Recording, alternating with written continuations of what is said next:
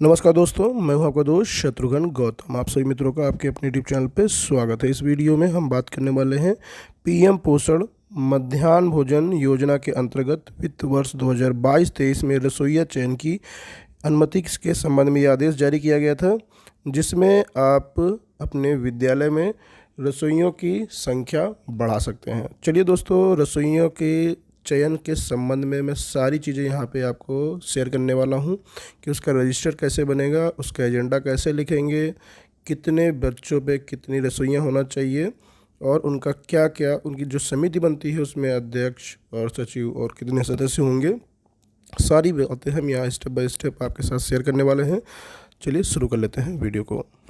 रसोइया चयन करने से पहले आपको विद्यालय में नामांकित छात्रों की संख्या के अनुसार कितनी रसोइयाँ रखना है, इसका निर्धारण सबसे पहले करना है। जैसे 25 छात्र अगर हैं आपके विद्यालय में तो एक रसोइया रहेगी, 26 से 100 के बीच में 2, 101 से 200 के बीच में 3, 201 से 300 के बीच में 4, 301 से 1000 के बीच में 5, 1001 से 1500 के बीच में 6 और 1500 के ऊपर अगर हैं तो 7 रसोइया अधिकतम आप रख सकते हैं।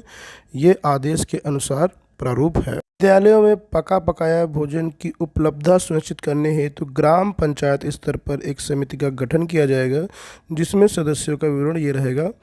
ग्राम प्रधान इस समिति का अध्यक्ष होगा और उसके बाद संबंधित ग्राम प्रधान द्वारा 2 मनोनीत महिलाएं जो अभिभावक भी हों सदस्य रहेंगी और विद्यालय के प्रधानाध्यापक इनको सचिव का पद दिया जाएगा और 2 पुरुष अभिभावक प्रतिनिधि जो ग्राम प्रधान द्वारा मनोनीत होंगे। तो इस तरीके से एक आप रसोइया चयन की समिति का गठन कर लेंगे ग्राम पंचायत स्तर पे। अब रसोइयों का चयन आपको उपरोक्त समिति द्वारा संबंधित विद्यालय में अध्ययनरत विद्यार्थियों के अभिभावकों से माता, दादी, बहन, चाची, ताई, बुआ में से कार्मिक विभाग द्वारा निर्गत शासनादेश संख्या के अनुसार रोस्टर के माध्यम से करना है। पहले आप अनुसूचित जाति के रखेंगे, फिर एक अनारक्षित, इसके बाद अगर ज़रूरत पड़ती है तो अन्य पिछड़ा वर्ग, फिर अनारक्षित, फिर अनुसूचित जाति, अनारक्षित। इस तरीके से आपको इस पैटर्न पे इस रोस्टर के माध्यम से रखना है रसोइयों को। किसी विद्यालय में नामांकित छात्र संख्या के आधार पर ही रसोइयाँ अनुमन्य होने की स्थिति में एकल पद होने के कारण संबंधित स्थान अनारक्षित रहेगा। अगर आपका एकल पद ही है, एक ही पद रखना है आपको रसोइया का, तो वो अनारक्षित रहेगा। उपरोक्त श्रेणी के अंतर्गत अभ्यर्थियों का चयन करते समय विधवा एवं परित्यक्ता को प्राथमिकता दी जाएगी। किसी स्थान हेतु विधवा एवं परित्यक्ता दोनों के आवेदन करने की स्थिति में विधवा को प्राथमिकता दी जाएगी। अभ्यर्थी के परित्यक्ता होने की स्थिति में उसे ग्राम पंचायत विकास अधिकारी द्वारा प्रदत्त इस आशय का प्रमाण पत्र आवेदन पत्र के साथ प्रस्तुत करना होगा। इसी तरह अनुसूचित जाति अथवा अन्य पिछड़ा वर्ग का अभ्यर्थी होने पर सक्षम अधिकारी द्वारा जारी किया गया जाति प्रमाण पत्र आवेदन पत्र के साथ प्रस्तुत करना होगा।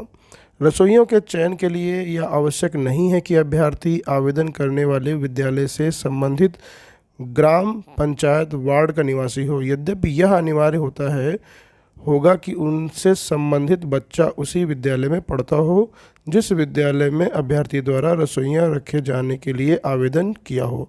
रसोइये का चयन एक शिक्षा सत्र के लिए किया जाएगा। किसी विद्यालय के लिए आवेदन करने वाली रसोइयों में से शासन द्वारा निर्धारित किए जाने वाले मानक के अनुसार अनुमान्य रसोइयों की संख्या के 2 गुना रसोइयों का पैनल तैयार किया जाएगा। किसी रसोइयों की बीमारी अथवा किसी अन्य कारण से किसी रसोइये द्वारा दिवस में अनुपस्थित होने पर इस पैनल की प्रतीक्षा सूची में से रसोइयों को अनुपस्थित रसोइयों के कार्य पर वापस लाने तक लगाया जा सकता है। इस रसोइयों को प्रतिदिन के हिसाब से मानदेय आप अनुपस्थित रसोइयों के मानदेय से कटौती करके दे सकते हैं। रसोइया चयन के संबंध में एक विज्ञापन प्रधानाध्यापक और चयन समिति के माध्यम से जारी किया जाना चाहिए, जिसमें सारी डिटेल होनी चाहिए। कितने पदों पे चयन होना है और आवेदन की अंतिम तारीख क्या है और किस तारीख से चयन होगा। इससे संबंधित एक विज्ञापन, चाहे वो पैम्पलेट छपवा लें या हाथ से लिख के गांव में चिपकवा दिए जाएँ, विद्यालय के बाहर सूचना पट पे चिपका दिए जाएँ, और मुनादी करवा के भी गांव में डुग्गी पिटवा के भी आप सभी को सूचित कर सकते हैं। इसके कुछ पैम्पलेट या हाथ से जो भी लिख के रखते हैं वो अपने पास विद्यालय में भी सुरक्षित रखें।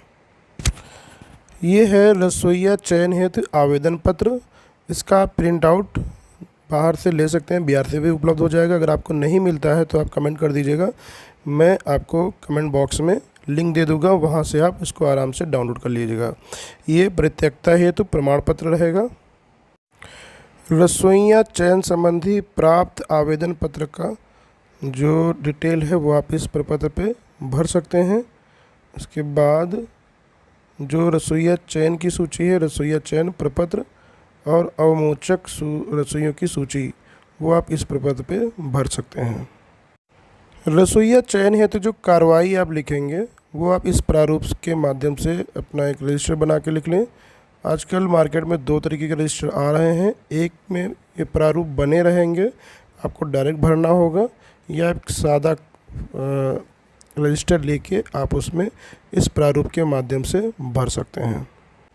रसोइया चयन का एजेंडा सबसे पहले बना लेंगे, तो उसका ये प्रारूप यहाँ पे हम शेयर कर रहे हैं आपके साथ। आप इस प्रारूप से अपना एजेंडा लिख लें, उसके बाद फिर रसोइया चयन की कार्रवाई करें।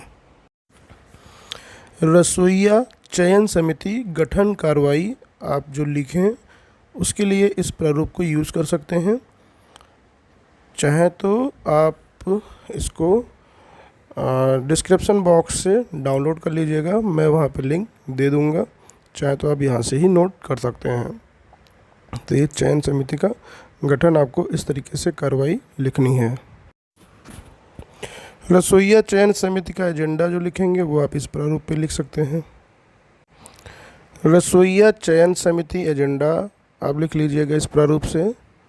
रसोइया चयन का जो प्रपत्र आप तैयार करेंगे उस प्रारूप का, और एसएमसी बैठक में कार्रवाई आप लिख लीजिएगा। यहाँ पे एक प्रारूप मैं दे रहा हूँ, किसी विद्यालय का है ये, और इस तरीके से आप इसको नोट कर लीजिएगा अपनी भाषा में। नवीन रसोइया के चयन हेतु प्रस्ताव इस तरीके से आप तैयार कर लीजिएगा, और यहाँ पे आप थोड़ा बहुत आगे कार्रवाई लिख लीजिएगा जिसमें रसोइया चयन समिति बना लीजिएगा।